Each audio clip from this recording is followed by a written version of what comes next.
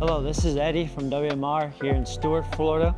Here to show you a aftermarket cylinder that you can purchase for your WP linkage shock from 2023 and forward, or your PDS, say like your 85s or your XCWs.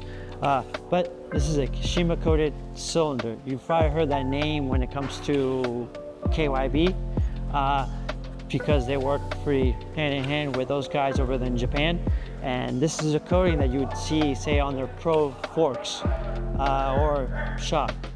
But there's a cylinder available for your WP shock, that same coating from Japan, and it definitely exceeds, say, the standard compared to the OEM. This is the OEM cylinder. It has a very nice coating. It works great. It works very good. But you can get to the point where, hey, you want something more, or it might be cosmetically. You want something that looks as nice as this. I agree. Or say in the many cases where people will have oil leaks out of their shock, and then all of a sudden you get dirt getting in and scarring up the cylinder walls, just like, say, an engine.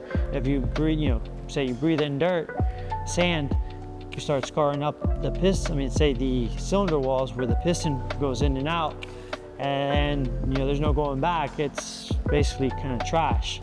So instead of going back to the OEM, you can just spend a couple more dollars and get yourself something that is just that much better, a Kashima coated cylinder for your shock.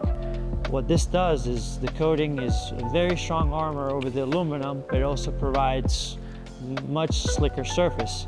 With that slicker surface means you're getting cooler oil, so you could even say that you can get more hours out of your shock service intervals because the shock isn't, say, as worn down by the heat, by the friction compared to OEM. So that's usually your enemy when it comes to suspension, is heat, friction. With this cylinder and this coating, it pretty much takes care of most of that. So just to kind of show you real quick, we have, say, your piston.